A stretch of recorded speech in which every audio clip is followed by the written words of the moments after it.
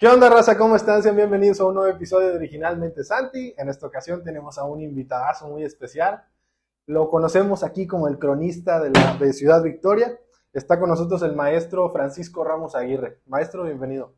Gracias por la invitación y bueno, pues aquí estamos para platicar un poco acerca de los temas que tú tengas preparados o en el desarrollo de este gustado programa, transmisión que tú realizas a través de las redes sociales y pues con todo gusto, muy contentos, disfrutando estos meses templados de Sí. lluvia, abril, mayo, ya tenía tiempo, algunas, digamos, no sé si décadas, pero sí varios años que no se nos presentaba este clima lluvioso en mayo. Es decir, el profesor Raúl García García, mayo lluvioso, verano fresco y hermoso. Y Ajá. era algo que decir aquí en Ciudad Victoria, que siempre hemos tenido un clima extremoso en el calor, en la época de frío igual, con las temporadas de clima muy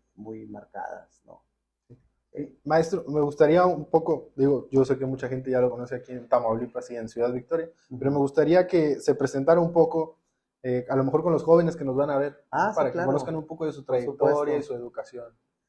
Bueno, mira, yo nací en 1953, es decir, este año en agosto voy a cumplir 70 años de edad, una edad a la que nunca soñé llegar, más en estas condiciones en donde, digamos, el tiempo, el destino, tu proyecto de vida, pues sientes que se va conformando o se ha ido conformando en estas décadas de nuestra existencia, ¿no?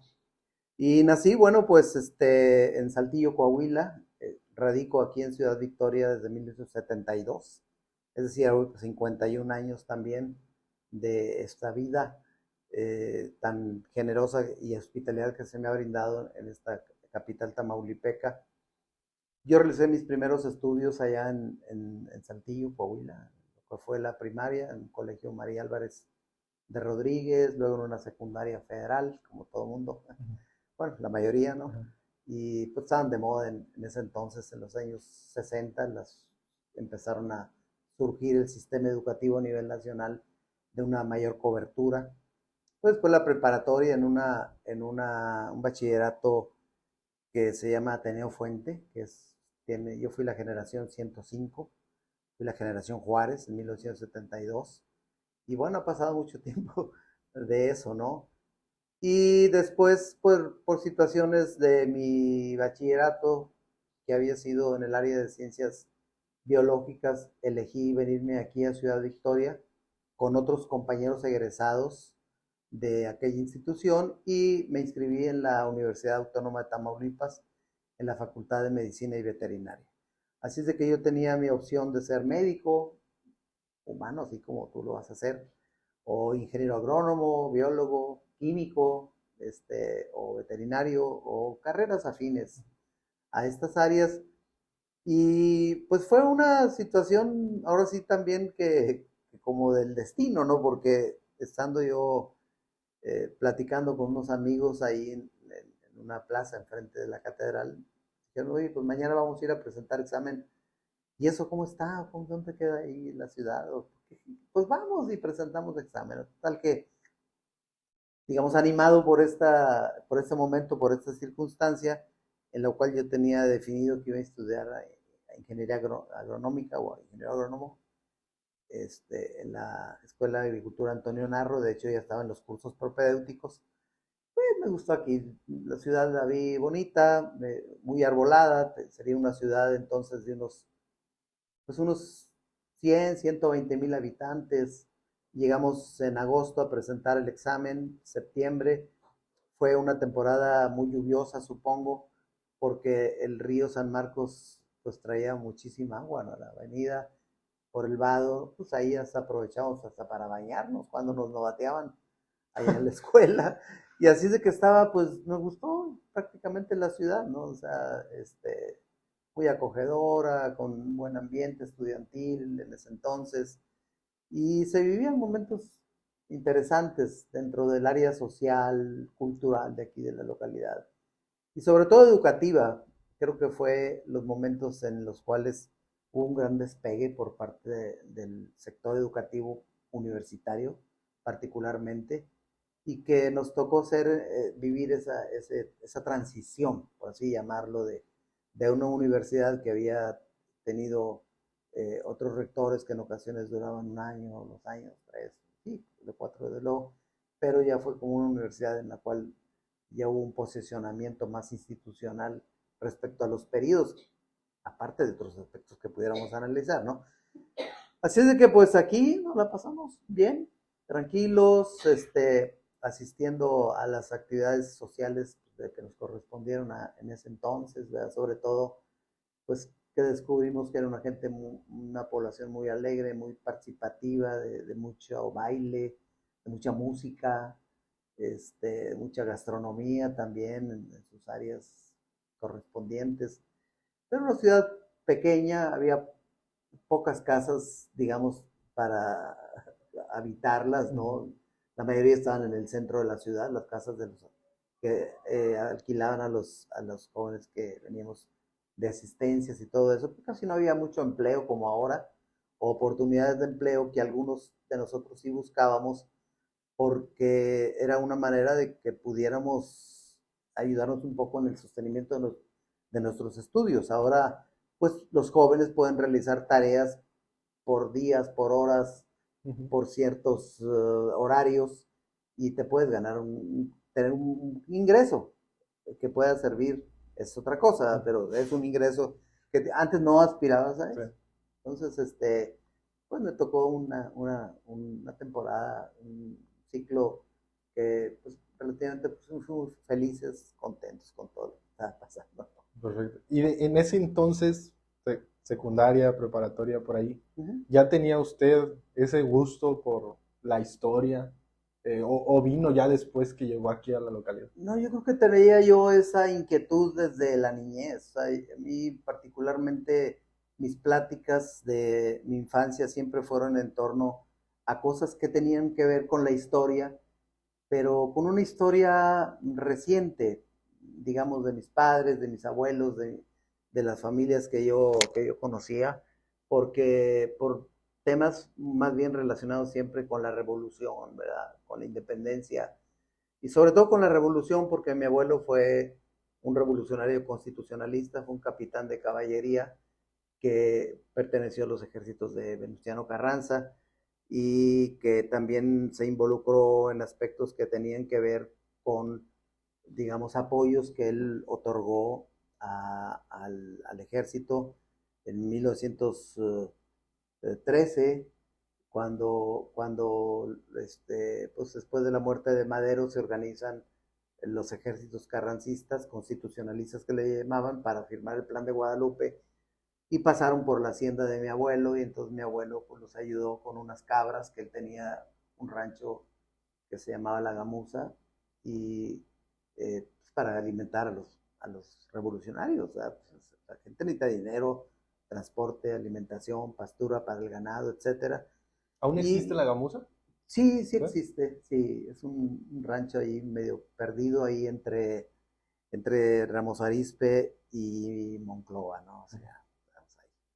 Y bueno, pues eran pláticas que realmente siempre tuve una inclinación muy, muy directa con las materias y se me facilitaba mucho el aprendizaje a mí de los nombres, de la historia, de algunos escenarios, pero la historia es más que eso, desde luego, ¿no? O sea, esa fue una inquietud que yo tuve, y que también la geografía, ¿no? Pues yo aprendía muchísimos los nombres de las divisiones geográficas, los ríos, todo ese tipo de cosas que tienen que ver con la materia en la secundaria y en la preparatoria. Pero pues antes no teníamos esa situación, ni tampoco en el núcleo familiar de donde yo provengo, que pudiera existir una carrera de historia o una carrera de geógrafo o alguna cosa similar, ¿no? Pues de esa manera, pues yo, pues lo que te iba más o menos orientando la percepción del ambiente que estabas, y pues fue esa la situación pero sí viví momentos en que yo me gustaba pues escuchar y leer historia, novelas históricas, también Bandidos del Río Frío, por ejemplo, cosas así. Y desde luego, bueno, pues el tiempo te va llevando por otros caminos de la subsistencia, de también que yo he dicho que pienso, siempre creí que no son incompatibles. O sea, la gente puede decir que un médico es más compatible, un médico humano, ¿verdad? Que trata a personas, a pacientes, pero no es así, o sea, hay compatibilidad en todo lo que tú quieras en tu vida, siempre lo que te guste y lo sepas hacer y lo hagas, ¿verdad? De alguna manera. Y entonces son caminos, a veces, se van dando bifurcaciones en tu vida y tú dices, bueno, pues ahora aquí me gustó, soy médico, pero pues yo me gusta ser empresario, ¿no? Ser un escritor, como muchos médicos lo han llegado a hacer, o un ingeniero, como Gabriel Said, que es un ingeniero mecánico y que pues es un excelente escritor, ¿verdad? También. Y son cosas así que tienen que ver con eso, ¿no? Pero antes la historia pues tenía mucho que ver con los abogados, ¿verdad? Los abogados son los que como, o los maestros, ¿verdad? Entonces casi los maestros, los abogados, son quienes como que llevaban la mano de ser historiadores empíricos, al menos en ese sentido. Pero bueno, la formación te va llevando por esos caminos que uno a veces no los traza, sino que te los vas encontrando y que pues nos llevó a hacer una especialidad en historia primero, que duró un año. Nosotros asistíamos con maestros que venían, aparte de los que había aquí en Tamaulipas, que eran unos 2 o 3 maestros, entre ellos Octavio Herrera o Manuel Ceballos o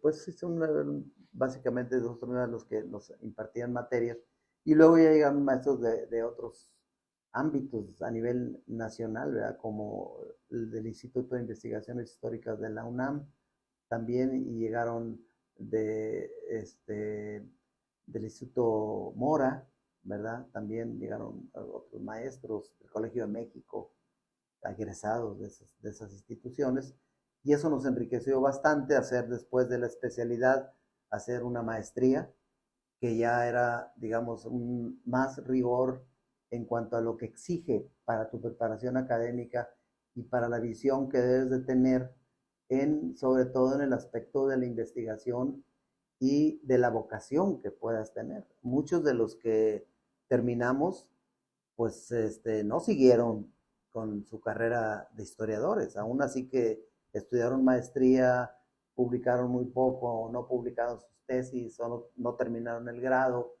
y te puedo decir que de unos 30 y tantos que éramos de la maestría, pues casi los que llegamos a concluir el grado con tu diploma y todo, con el reconocimiento oficial, pues fuimos como unos 12, 13, ¿no?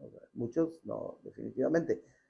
Pero también luego queda también que tú te apasiones por esa actividad que tú realizaste conscientemente, porque nosotros ya no aspirábamos como un trabajo, como una preparación profesional, sino como una satisfacción propia, como un pendiente que teníamos en nuestras vidas, y que lo logramos configurar y que después una serie de oportunidades pues se van surgiendo, ¿verdad? Unos maestros ahí en la licenciatura de historia, maestros fundadores de la carrera, y después pues en el colegio de Tamaulipas también impartí clases, en la universidad pedagógica, ya cosas más relacionadas con lo que es digamos, mi segunda profesión o actividad que yo decidí, ¿verdad? Y que me siento a gusto y tranquilo con eso. Es que yo siempre he dicho que no está peleada una cosa con la otra, Ujú. que el ser humano pues tiene muchas pasiones, ¿no? Sí, Y es, sí, y es a veces difícil pues darle cabida a todas, pero qué mejor sí. cuando lo puedes hacer. Y sobre todo, tomarlo con la pasión correspondiente del momento que Ujú. le corresponde a cada una de las actividades que tú elegiste, ¿no? Porque si estás nada más como experimentando y nunca aterrizas tus proyectos, ni realmente de todo lo que estudiaste lo pones en práctica, ni lo aplicas, y que estás pensando ya en un postdoctorado y después del postdoctorado, pues es que no me gustó y ahora voy a estudiar ciencias de la comunicación luego ya no, o sea, aquí hay, digo, tampoco hay mucho tiempo en la vida como para que andarte dispersando, ¿no? Exacto. Y ahorita que mencionaba todo esto, me gustaría pasar un poco a sobre los procesos que usted tiene en el tema de la investigación, porque sé que Sí. hace mucha. Entonces, ¿cómo es usted más de, por ejemplo, está investigando algunas ruinas, ir a esas ruinas, Ah, claro. leer sobre esas ruinas, o cómo es ese Es, proceso? precisamente por eso es digamos, la presencia de la profesionalización de la historia, ¿no? Que es como te enseñan las técnicas que debes utilizar, los métodos que debes utilizar para abordar un tema. En primer lugar, es un tema que a ti te debe de gustar e interesar, atraer, porque como luego dicen, nadie puede despertar el interés de algo que a ti no te interesa. Y también no puedes tú ponerle toda tu aplicación en un tema que realmente este, cuando lo lean no va a despertar el interés de esas personas. Entonces, tienes que estar consciente de que todo en la vida, en una profesión, una actividad, existe una técnica, existe un método en el cual tú te puedas apoyar para llegar a cumplir tus propósitos, ¿no? Pues la investigación tiene, primero que te guste el tema que vas a investigar, ¿no? Luego el tema que sea a tu alcance. Yo no voy a estudiar un tema de cómo hacen los panecillos en los hornos rurales de África, porque pues yo vivo no sé, a miles de kilómetros de África. ¿No? ¿Cómo voy yo a dar unos buenos resultados?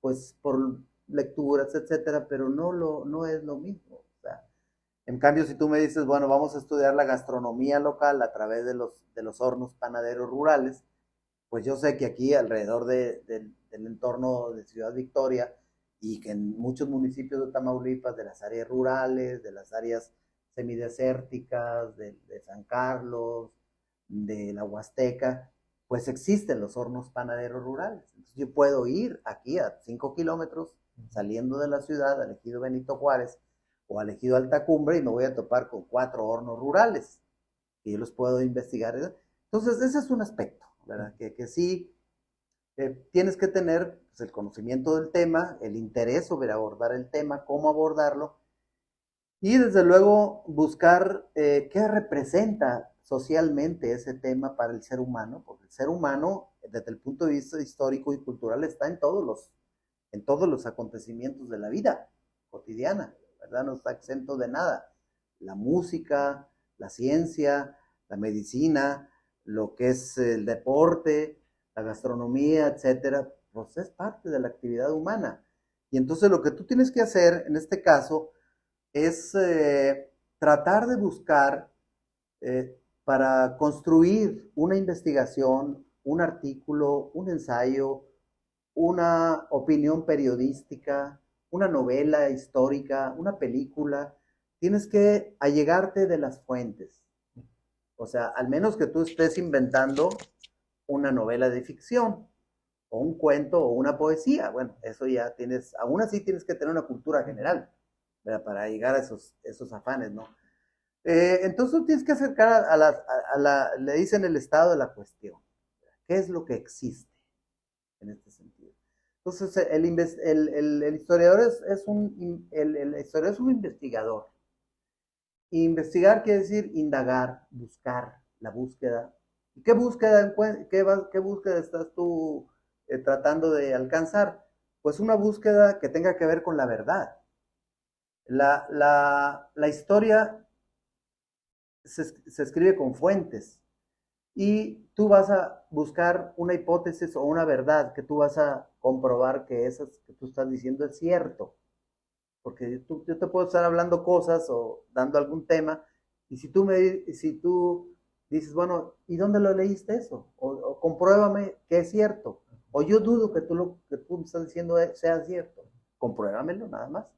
Entonces, en ese sentido, es un enfoque que uno le da a la verdad. La verdad es parcial siempre.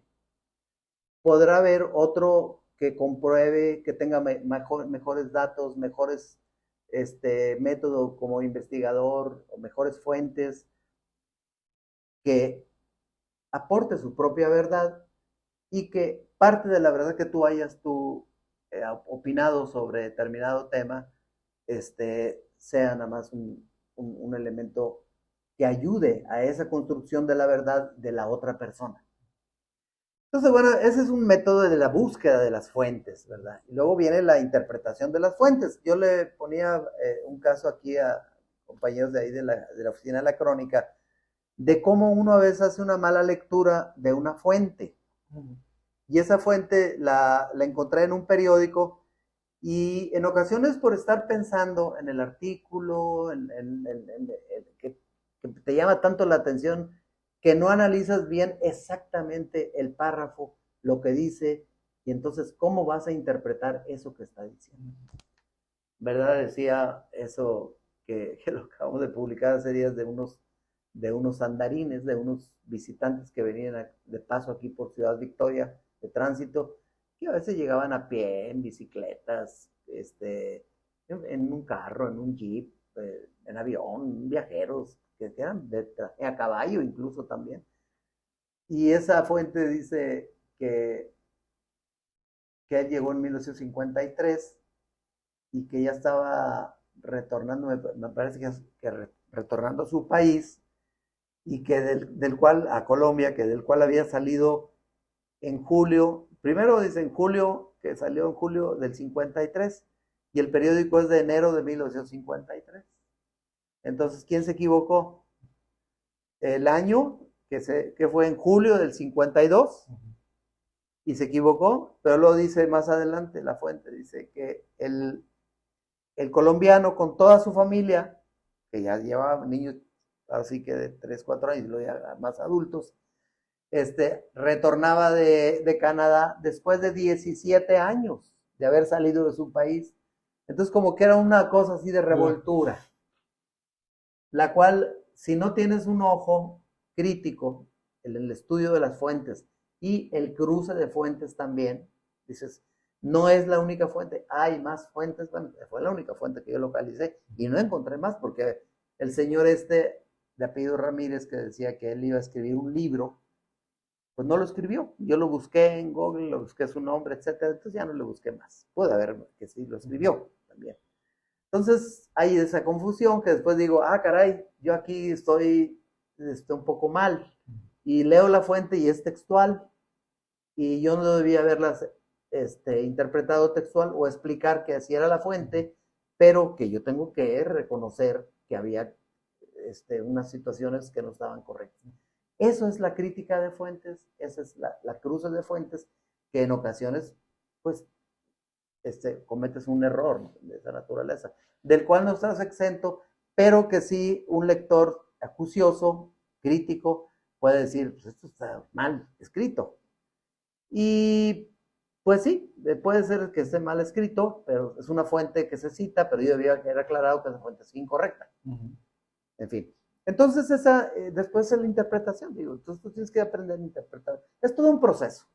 La investigación para llegar a un tema, en ocasiones te pueden decir, como sucedió hace días de un plantel educativo de aquí de la ciudad, oiga, lo vamos a invitar para que vayan. Sí, ¿cómo no? Vamos a tu escuela, sí. Me interesa mucho conocer la historia. Hemos escrito de muchas escuelas, la historia de aquí de Victoria. Además, yo tengo 3 libros sobre la historia de la educación en Tamaulipas, y bueno, ahí yo he aprendido muchas cosas que tienen que ver con esta área del conocimiento, ¿no? Y aportaciones que he hecho sobre el tema, ¿no? Sí, para que escriba la historia de la escuela, de la institución. Le digo, bueno, pues vamos a platicar. O sea, puedo escribir un artículo, pero escribir una historia ya es una palabra mayor. Bueno, por ejemplo, puedo escribir una semblanza. ¿De qué depende? Por ejemplo, usted se mete en una investigación. ¿Cómo sabe usted? ¿Sabe que este es artículo? Este es un libro, esta nada más es una notita en el periódico. Depende de lo larga que haya sido la investigación o qué No, datos toma en cuenta. depende primero de lo relevante del tema. ¿Qué tan relevante es un tema? Vamos a pensar en el tema de la revolución en Ciudad Victoria. Exclusivamente de la revolución en Ciudad Victoria, puedes escribir un libro, o sea, la revolución en Ciudad Victoria, los periodos que tuvo. No precisamente que siempre haya habido balazos o enfrentamientos de los ejércitos, de las facciones, no. La historia la historia de la revolución da para un tema aquí en Ciudad Victoria. Sí. No se diga en Tamaulipas, ¿verdad? O en Tampico, Matamoros, que fue la toma de Lucio Blanco, etcétera, Nuevo Laredo, es para un... Depende de la relevancia del tema. Depende también de las fuentes que tengas a tu alcance. En ocasiones nosotros hemos tratado de ir dilucidando algunas cosas sobre temas que no son muy conocidos en Ciudad Victoria. Y buscando algo, cómo podemos aportar al conocimiento de esa duda que se tiene. Y tienes que tener las fuentes, un alcance del tema también, que sea relevante, etc. Entonces, tú puedes escribir del cine en Ciudad Victoria y es un tema para un libro o para varios libros. Tienes que meter a las fuentes, conocimientos, cines, películas. No solamente es que tú menciones lo que tiene que ver con así muy específico del tema, sino tienes que incluir dentro de la narrativa que tú vas a hacer y el estilo de narrativa que tú quieras hacer, a quién va dirigido tu mensaje, etcétera.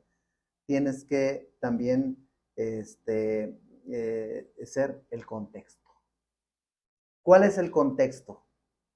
Si yo vengo a la colonia Mainero, donde ahora estamos, yo tengo que saber cuál ha sido el contexto histórico de la colonia Mainero. Así de sencillo.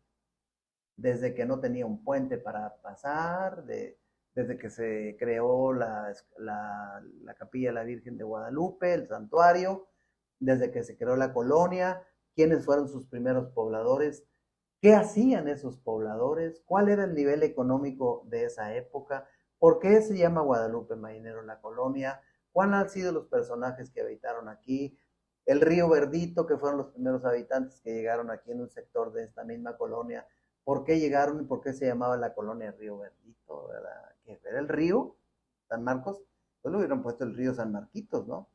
O el río San Marcos, como hay una colonia que se llama San Marcos 1, pues porque venían migrantes de Río Verde, San Luis Potosí. Y así, es sencillo, que a veces, y cosas así por el estilo. Entonces tú tienes que ver el contexto social, el contexto económico, el contexto de las mentalidades, el contexto educativo, el contexto pues de la naturaleza que existe, el contexto de su arquitectura. No es nada más decir, yo escribí la historia de la colonia Mainero. Sí puede haber una historia, pero es tu historia. Puede haber varias historias de la colonia Mainero. Quien tenga las fuentes, pues tiene más poder y la sepa interpretar, va a tener más elementos para hacer una mejor historia de un lugar como este. Y así de todo. Si vemos la revolución en Ciudad Victoria, pues, ¿qué momentos se vivían anteriores a la revolución en Victoria? ¿Cuál era la economía? ¿Cuáles eran sus calles? ¿Cuál era su población? ¿De qué vivía la gente? ¿Cómo se divertían? ¿Cómo se casaban? ¿Cómo vestían? ¿Qué música les gustaba? Claro que no te vas a salir del marco teórico, del marco de referencia y agarras para la música, ¿no? Como agarrar para el monte, ¿no? Oye, pues que le dedica ya más a la música que a la revolución, ¿verdad? Entonces el contexto. Saber entender en qué momento tú abandonas, o no abandonas, sino que te concentras sobre tu objeto, sobre el objeto o sujeto de estudio, ¿no? Si es una biografía, si es un personaje, etcétera. Entonces, en ocasiones, bueno, hay una frase ahí que yo le dice, si quieres que el, si quieres que el presente sea distinto al pasado, estudie el pasado, ¿verdad? Si queremos que las cosas sean distintas, pues el pasado siempre se refleja en el presente y en ocasiones volvemos a cometer los mismos vicios, errores, problemas que se suscitaron y no nos atrevemos a cambiar, ¿verdad? Si tú quieres saber por qué las cosas son como son, pues estudia el pasado, o sea, es la historia, el Como la pasado. frase de el que no conoce su historia está condenado a repetir. También, hay muchas, es una definición, una de las muchas definiciones de la historia. La historia es la maestra de la vida. Y luego dicen que no es la maestra de la vida. ¿Por qué tiene que ser la maestra? Al contrario, y que las cosas no se repiten. Una historia no se repite igual, nunca. Puede tener elementos, similitudes, pero la historia se repite. No se repite. O sea, tiene variantes, siempre va a tener variantes. Así venga yo mañana y me siento en este mismo lugar, pues tengo alguna otra variante, no puedo traer el sombrero, otra camisa, etcétera. Entonces digo, aquí lo que quiero decir también es sobre la riqueza cultural y histórica que existe en Ciudad Victoria, muchas veces que fue inexplorada lo suficiente, y que en los últimos años ha habido una corriente, digamos, historiográfica importante dentro de la ciudad que nos ha interesado mucho porque además la población, la gente de Ciudad Victoria tiene mucho interés en sus aspectos históricos, en sus aspectos del pasado. Hay páginas de historia, de fotografías, por ejemplo, muy exitosas, ¿verdad? Y que la gente siempre quiere saber, indagar. Esa es una opinión espontánea o un conocimiento espontáneo. Hay muchas cosas que se saben y que solamente hay que acudir con las personas indicadas que te pueden orientar sobre ese tema. Porque luego también se dispersa. No, es que a mí me dijeron que era verde. No, es que yo la vi roja. No, es que mi abuelita me dice que no era roja, es que era de ladrillo. No, es que era de sillar. Entonces, ¿qué necesitas? Ir con una autoridad, un experto en el tema. Y las fuentes orales, en el caso de la gente adulta mayor, pues son muy válidas también. Porque dicen, no, pues aquí tengo una fotografía, mira, aquí están afuera de la casa y la casa era así y era así. Lo que pasa es que le tumbaron la ventana, le tumbaron la fachada, le quitaron esto, la volvieron al estacionamiento, etcétera. Entonces, la historia es muy apasionante, ¿no? Yo siempre he creído que Ciudad Victoria es, y además no es por receta, como decir, no, mi opinión es que no se considere como que yo estoy recetando algo o recomendando algo, pero Ciudad Victoria tiene una inmensa variedad de temas, una riqueza temática de muchos sentidos que bien valdría la pena que los literatos, que los novelistas, cuentistas de la localidad le metan el diente, le metan ahí un poco de conocimientos para hacer una gran novela, pues victorense, como han existido importantes novelas en Tampico, Tesoro de la Sierra Madre, de Traven, por ejemplo, La Rosa, bueno, que tienen que ver con el petróleo, La Rosa Blanca, pues mucha novela histórica que existe en Tamaulipas, o es citada Tamaulipas dentro de la novela histórica, como las noticias del imperio de Fernando del Paso, mucha. Entonces, esos temas ahí están flotando, a veces inexplorados, y que en ocasiones se da mucho porque probablemente algunos de los novelistas no tienen una cultura general en cuanto al conocimiento histórico. Los grandes escritores, poetas, han sido historiadores también. En México, Carlos Fuentes, por ejemplo, Octavio Paz, un hombre erudito, Fernando del Paso, no se diga, ¿no? Su novela histórica, Paco Ignacio Taibo, ¿no? Con sus novelas también. Mateos, con la novela de la época de la intervención francesa, Miguel Mateos, de la intervención francesa, ¿no? Y te digo, la ciudad es apasionante porque no solamente, digamos, existe una historia aburrida, que puede ser una historia, que no lo es, desde luego, que pero, ay, no hablar de Benito Juárez, ay, no hablar de Vicente Guerrero, de eso, lo otro. Pero hay una parte de la historia patria que es una novela. La mayoría de los grandes personajes históricos tienen sus novelas, ¿verdad? Que es algo que hace mucho Paco Ignacio Taibo, ¿no? Sí, cómo no, cómo no. Pone a lo mejor algunas personas el nigromante, que a lo mejor en los Sí, libros de historia no se menciona tanto o no mucha gente lo conoce. Y él sí, saca ahí su historia, usaba tal saco y usaba exacto. tantos botones y tuvo una mujer allá por Veracruz y otra acá por Ajá. Tlaxcala y dices, Sí, sí, porque es ya abordar una historia, digamos, de carne y hueso, ¿no? sí, Y ya es una historia novelada, ¿no? Una historia más novelada. Nosotros tuvimos la oportunidad de tener un maestro que luego ahí nos lo saludo en el Facebook, José Rubén Romero, que nos dio precisamente un curso que tenía que ver con la novela histórica. Y entonces pues leímos mucha novela histórica. Cada quien teníamos que leer al menos una novela. A mí me gustaron mucho las novelas de Carlos Fuentes, ¿no? De Martín Luis Guzmán, La sombra del caudillo, eh, Opus Nigrum de Margarit Yourcenar, que es una super novela histórica que, ay, te apasiona ver las memorias de Adriano, de Margarit también. Este, La muerte de Artemio Cruz, que es muy revolucionaria, Gringo Viejo, tantas novelas que hay de carácter histórico que las leímos y que nos muestra el lado amable, entretenido de la historia y que te digo, ahora con la comisión de más bien con la celebración del Bicentenario de la Independencia en el 2010 y la Revolución, pues se escribieron muchas novelas que tenían que ver con personajes históricos, ¿verdad?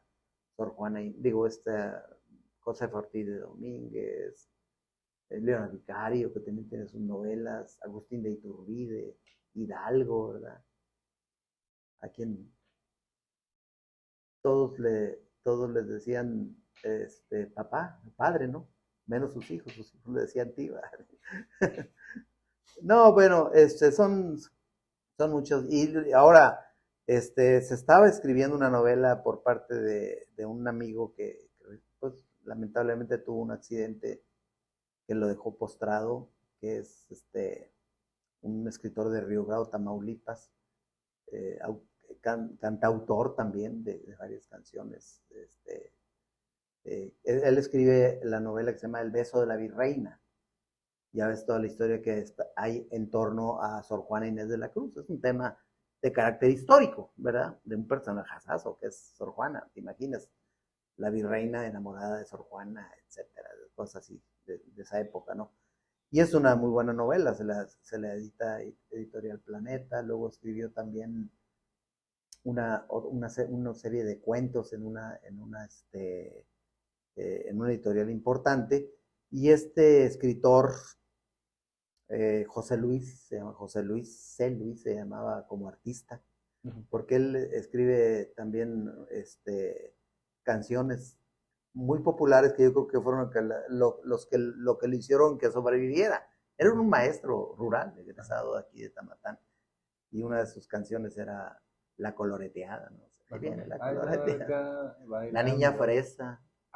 Oye, La niña sacó fresa. bastantes éxitos. No, como Sí, dos, al menos muy buenos, ¿no? Entonces, pero sí pegaron. cuando a mí me hablan para que le presente un libro, yo presenté El beso de la virreina aquí, y presenté el otro, El jardín de los corrales de oro, una cosa así, y cuando a mí me hablan y me dicen, oye, fíjate que José Luis va a venir a presentar un libro, una novela,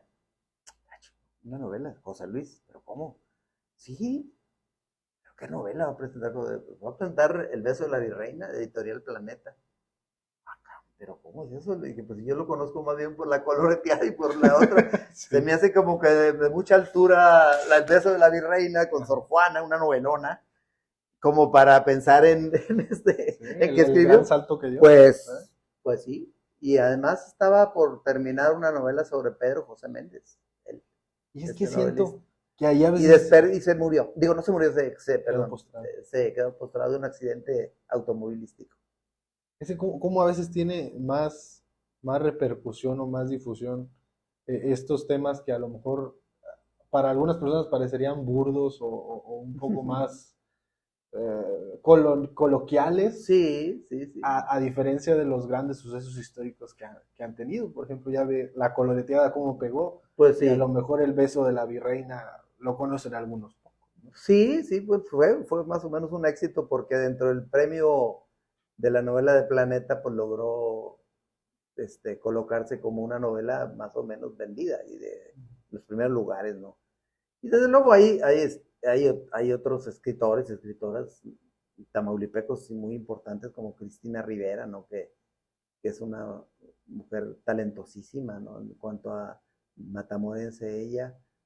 Pero bueno, pues de la historia de la literatura, que también es parte de la historia, ¿verdad? Está por comentarse, sería un tema para abordarlo en otra ocasión.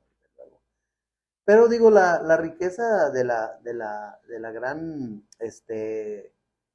oportunidad que existe en cuanto a nuestros antecedentes históricos, el habla, por ejemplo.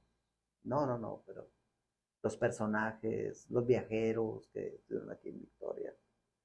Tiene lo suyo, esta capital que, pues, que dice, no, es que no hay oportunidades, no es una ciudad industrial. Bueno, esa es la ciudad que vivimos, es con sus propias características, es una ciudad educadora, es una ciudad de servicios, es una ciudad burocrática, eminentemente. Directa o indirectamente, pues vivimos de lo que hay, y es lo que hay. ¿Sí? ¿Verdad? Hay 7 maquiladoras, pues es lo que hay, nada más 5, 6 maquiladoras. A veces hay opiniones de que quisieran que fuera como San Luis o como Monterrey.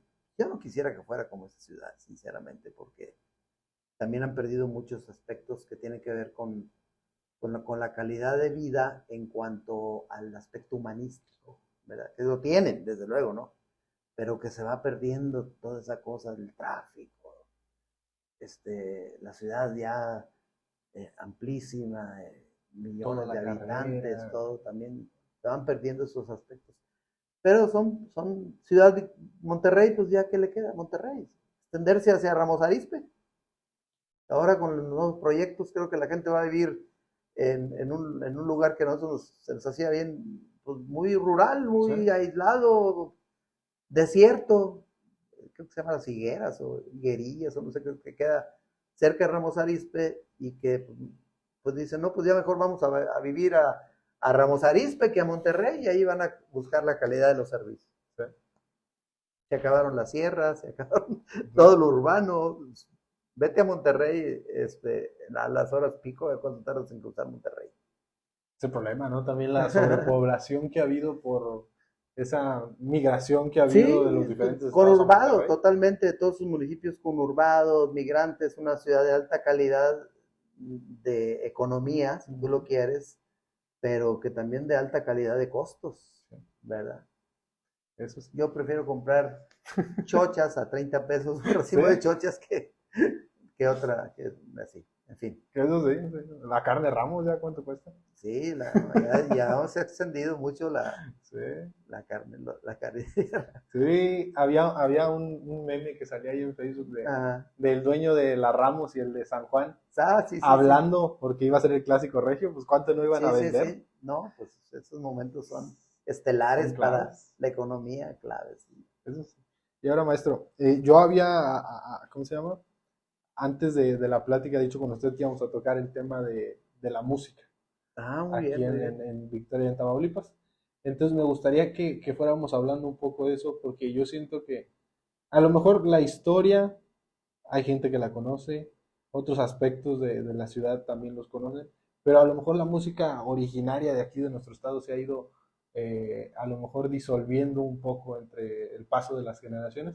Y me gustaría tocar un poco de ese tema, hablando, si quiere, empezando por los autores de esas canciones.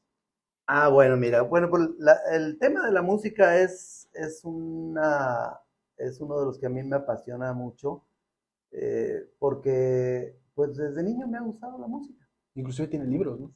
Sí, tengo algunas cosas escritas sobre música victorense, tamaulipeca, y yo creo que pertenezco a una generación en la cual confluyeron muchos ritmos o géneros musicales en nuestras vidas.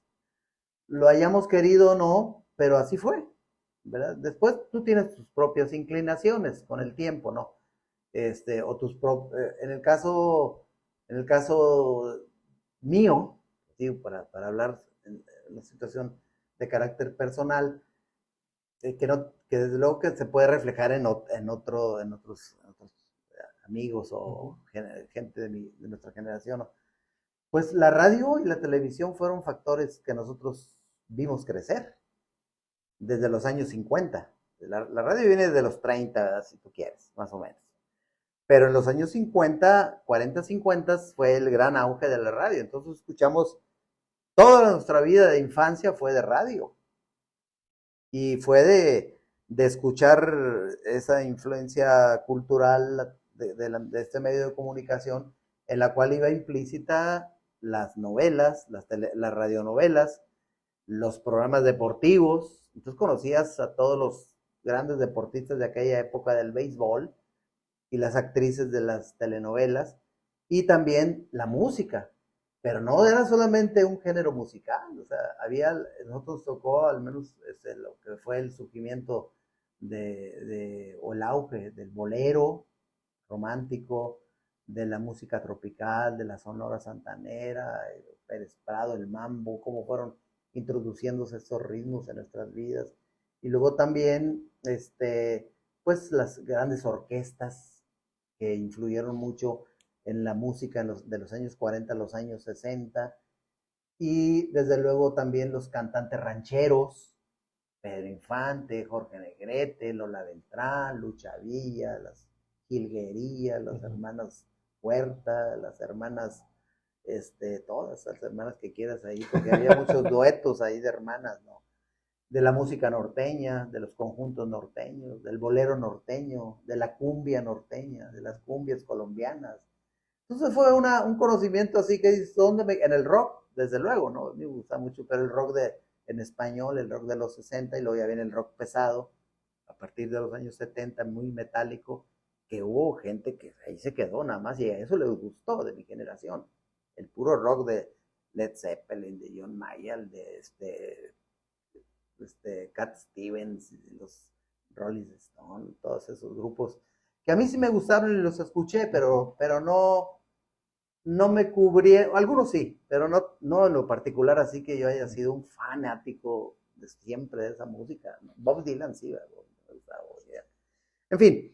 Entonces, bueno, lo que quiero decir es que los procesos históricos, como en el caso de la música, no son aislados tampoco.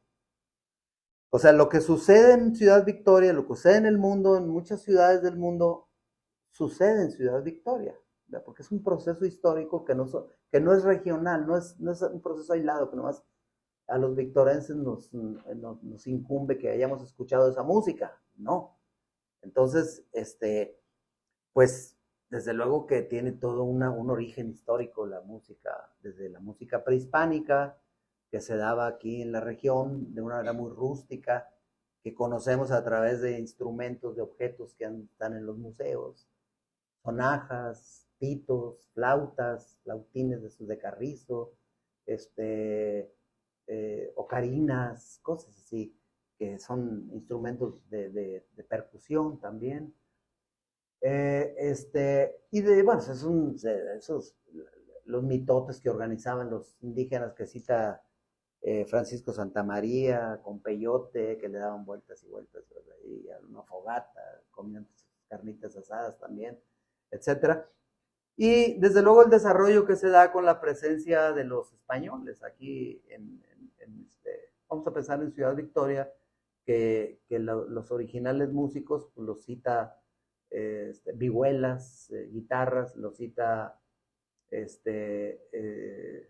Hermenegildo Sánchez, que es, digamos, el primer cronista a finales del siglo XVIII, ya cita que había gente que cantaba, vihuelas, ya cita algunos cánticos que se llamaban, o composiciones que se llamaban ensaladillas, una especie de corridos en verso, historias que platicaban de aquí de la región, de Soto la Marina, de Jiménez, Padilla, todo ese tipo de cosas. Entonces es un proceso, ¿verdad?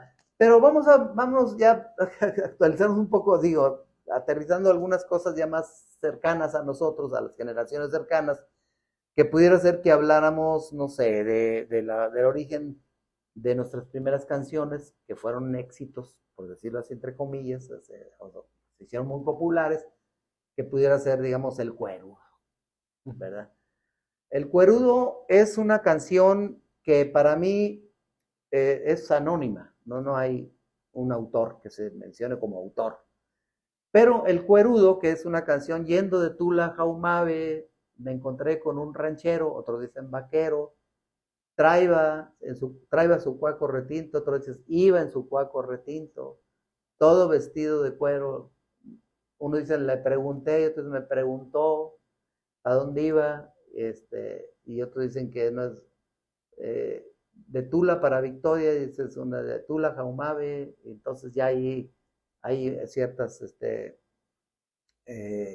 variantes en cuanto a la canción. Es otra. Es una canción que se graba por primera vez en 1926 en Estados Unidos. Es una canción muy didáctica que la tocaban dos, digamos, artistas, no sé si habían sido esposos o hermanos, pero se llamaban Salvador y Consuelo Quirós. Entonces estos músicos, artistas que tuvieron participación en películas en los años 30 todavía, 40, pues grabaron esta canción, con una guitarra y con piano. Y dice, de Tula para Jaumabe, y resulta que no dice, voy para Victoria, me dijo, a darle vueltas a mi amor. Ya, es una canción también de amor, etc. Entonces dice, voy para Jaumabe. O sea, ni siquiera era para Victoria. La canción después se adapta para Ciudad Victoria. ¿Y quiénes son los que la adaptan?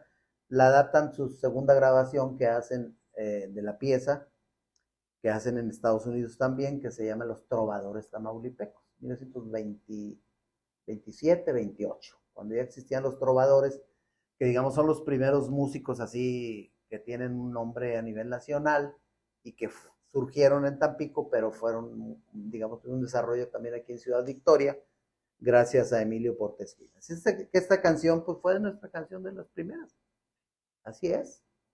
O sea, es nuestra interpretación que se da para mí que esa canción la compuso algún trovador, algún jornalero, alguien que tenía conocimientos musicales, un poeta vernáculo que participó o tuvo que ver con la iniciación de la construcción del camino de Tula a Jaumabe, que se da a finales del siglo XIX, principios del XX.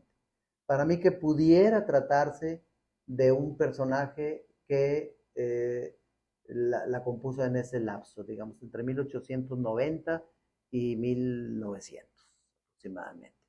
Y que después se empezó a cantar de una manera, pues no había discos, no había radio, no había televisión, pues con las guitarras, en tertulias, en reuniones familiares, y que fue como medio pegajosa, que es el cuerudo, una canción que a la gente le gustó y que ahora es muy representativa y emblemática de aquí de Tamaulipas, sobre todo también por lo que representa el cuerudo, ¿no? El cuerudo Tamaulipas. La otra parte sería otras canciones que tienen que ver con nuestra ciudad, que también es un cancionero interesante en cuanto a su conformación, que pudiera ser la polca Victoria, Ciudad Victoria, polca Ciudad Victoria, que se atribuye, me parece ser, de Rubén Fuentes, pero es una polca famosa de principios del siglo XX también, que se toca en una película que se llama Los Hermanos del Hierro. Es una de las mejores películas, dentro de las 100 películas mexicanas, de las mejores, y la están bailando ahí, la polka, Ciudad Victoria.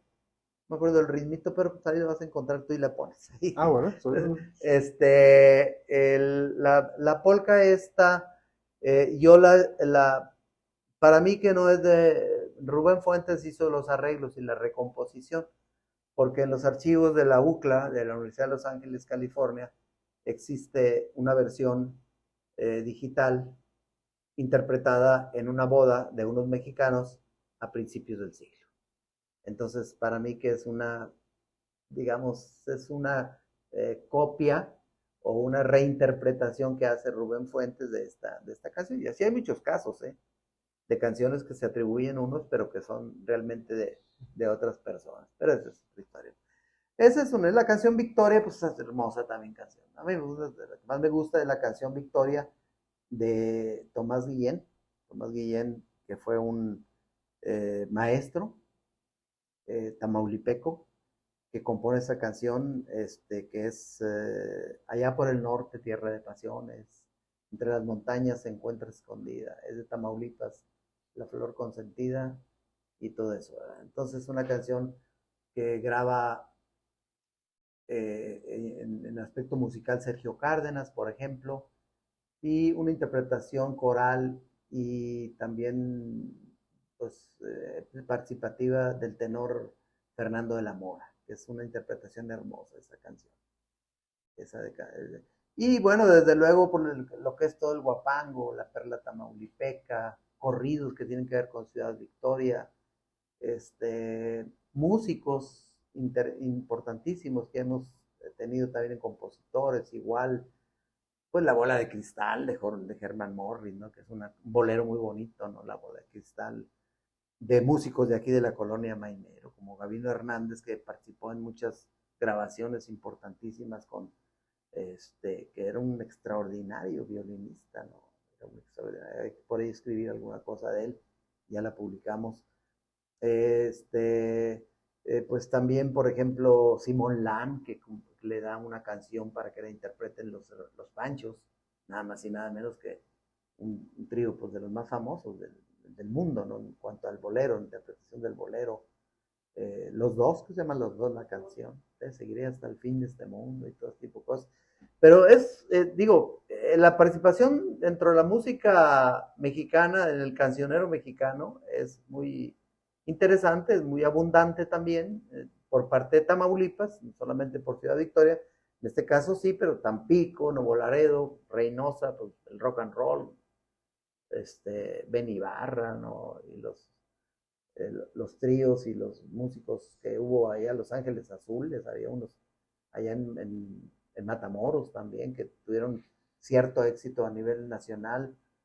En Nuevo Laredo también hubo los hermanos Mena, que participaron en grupos que tocaban rock famosos, que grabaron discos a nivel nacional también. Las hermanas Jiménez, que vivieron en Vallehermoso, las que iniciaron el twist. Vengan todos de Florida Twist. O a bailar el twist. Todo el mundo baila Florida Twist. Entonces así eran. Entonces la participación ha sido muy interesante, ¿no? No se diga en la música norteña, que somos, digamos, generamos músicos tamaulipecos, pero también se generó mucha música por músicos que aquí tuvieron su oportunidad. Yo digo que si no precisamente la cuna de la música norteña, sí es una de las primeras cunas de la música norteña, del mayor ímpetu y desarrollo que se dio en la frontera, principalmente en Reynosa y Matamoros, donde se hace el despegue de la música.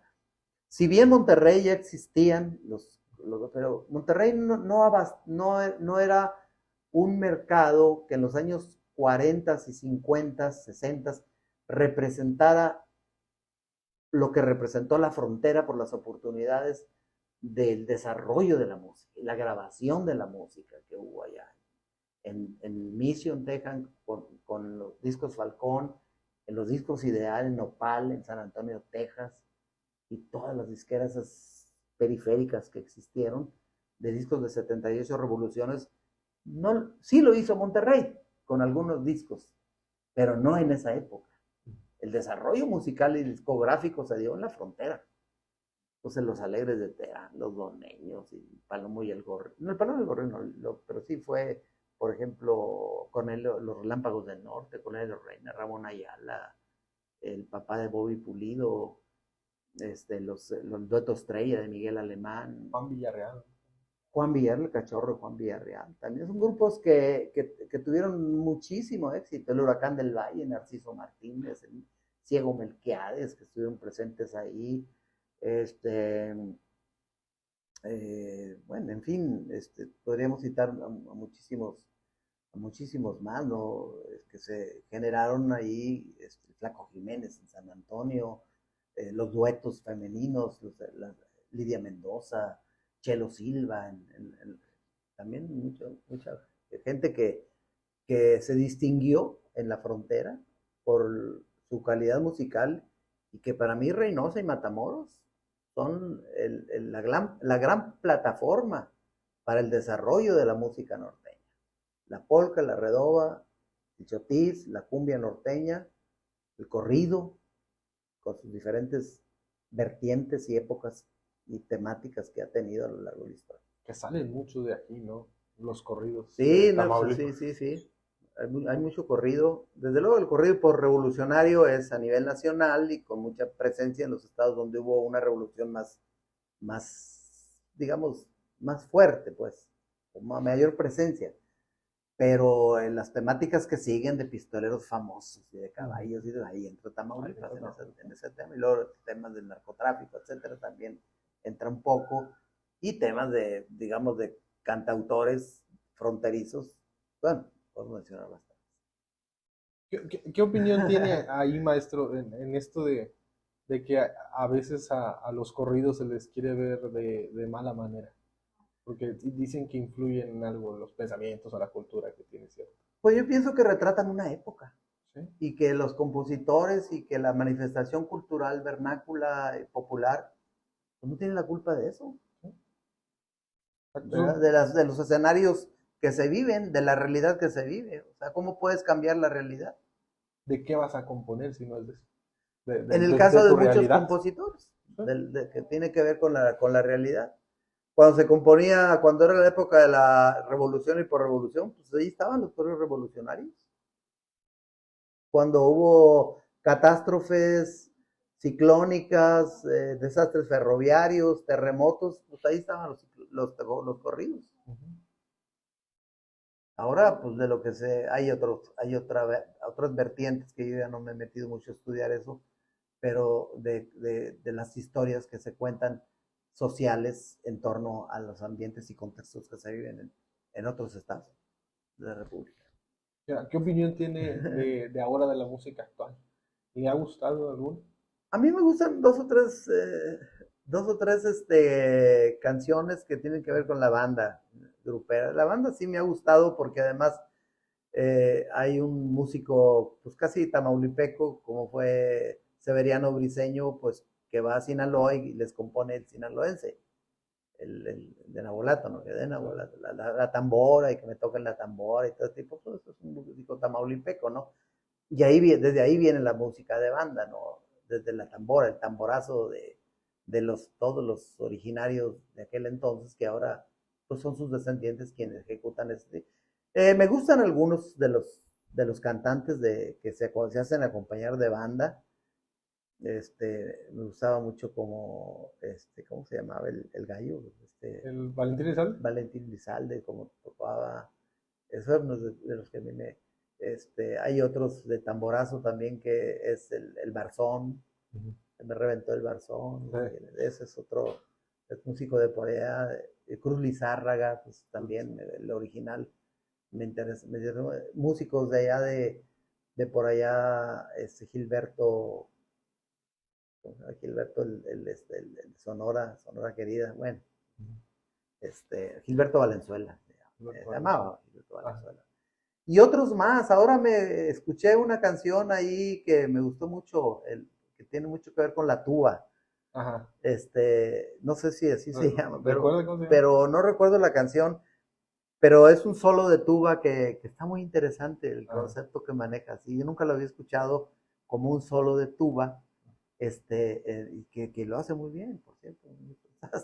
Creo que ya sé que más o menos de qué canción está hablando. Bueno, Porque sí, ahora está en otra variación de los corridos, sí, eso es que es con sí, mucha tuba. con mucha Ese tuba, es su con mucha principal banda instrumento. y muchas historias muy, muy sociales, muy Ujú. íntimas, ¿Sí? así lo percibo, con esas historias que platican en sus canciones, y que puede ser un corrido, pues una canción, depende el ritmo que se le dé. No, en general yo escucho ya poco música, pues, escucho música más así de los años 80, 90. Sí, es lo que escucho más. Sí escucho, desde luego, porque la Ujú. tienes ahí. Ya la Sí, de radio repente no sale, ¿no? impacta como impacta en otras. Pero sí escucho cuando hay reuniones, qué música le gusta a los jóvenes que tienen Ujú. 40 o 50 años, jóvenes Ujú. o viejóvenes ya, Ajá. ¿verdad? Más o menos. Más Entonces o menos. sí, pero sí es muy interesante, ¿no? Como hace días que me habló, le digo, me hablaban de una tarjeta de ¿cómo se llama? Ah, no, no, no, en un banco me dice la señorita, dice, oiga, no quiere una tarjeta de crédito. Le dije, no, pues no. Dijo, pues sáquela para que la estrene con ir a ver a Luis Miguel. Ahora, Monterrey. Le Ah. digo, pues no, pues avíseme cuando venga Pedro Infante o María Félix o Agustín Lara. Le dije, ahí sí se la voy a comprar para ir a ver. Ah, Le dije, no, ya, pero así es la cosa. perfecto. No hay- Y hay otro que también me gustaría tocar ya para ir cerrando. Ajá. Sería, ¿cómo ve usted, maestro, esa victoria de cuando usted llegó a estudiar aquí a la UAT y la victoria de ahora? Pues desde luego que como dice la canción, cambia, todo cambia, ¿no? Dice esta Mercedes Sosa, ¿no? Este, yo creo que es una ciudad que sigue teniendo un estilo muy propio de identidad. Es una ciudad que ha crecido, desde luego, ¿no? O sea, yo cuando llegué aquí a Victoria, podríamos decir que existían en el 72, habría unas 40, 50 colonias, entre colonias, fraccionamientos y todo eso, ¿no? Ahora tenemos más de 500 colonias aquí en Ciudad Victoria. La ciudad se ha ido expandiendo. Eh, yo lo que a mí me parece que hay muchos aspectos que siguen siendo básicos en el desarrollo de las ciudades, servicios que se tienen que dar, y que en algunos casos sí se han cubierto las expectativas, en otros no, no porque por situaciones que se han ido acumulando. Es como tú tienes una casa, si no le das mantenimiento a una casa durante 3 4 5 6 10 años, entonces esa casa pues llegas tú dentro de 10 años y si no se le tienes goteras, le falta la pintura, tienes problemas de humedades, etcétera. Entonces, es una ciudad a la cual se le está, pienso yo que en esta administración se está poniendo mucha voluntad en situaciones que tienen que ver con los servicios públicos, y que sí se lleva tiempo cubrir en un periodo muy corto todo este tipo de necesidades. O sea, no los puede resolver en 2 años ni en 3 años, pero lo que sí es que no hay que quitar el dedo del renglón en muchos sentidos. Eh, el avance de la ciudad ha sido, digamos, en transporte público, ves tú que se han crecido las rutas hacia las colonias nuevas, etcétera. En cuanto a servicio educativo, yo así también lo veo, que hay una cobertura cada día más amplia para tener una población de cerca de 400,000 habitantes. O sea, cuando yo llegué aquí, la ciudad tenía 100,000 habitantes, 90, 100,000 habitantes más o menos, recuerdo muy bien. Pero en la actualidad ya se triplicó esa cantidad. Entonces son situaciones que se tienen que ver cómo vivimos sin tener industria, sin tener todas esas fuentes de empleo que tienen otras ciudades como San Luis Potosí, Saltillo, otras capitales. Entonces tenemos que ser una capital a la altura de las mejores capitales del noreste mexicano. Ya lo somos en algunos sentidos, ¿no? Yo pienso que en el sentido de la educación es una ciudad muy educadora, en el sentido de los servicios también lo representa así. Tenemos que aspirar y convertirnos sin caer en ese deterioro que se da en las grandes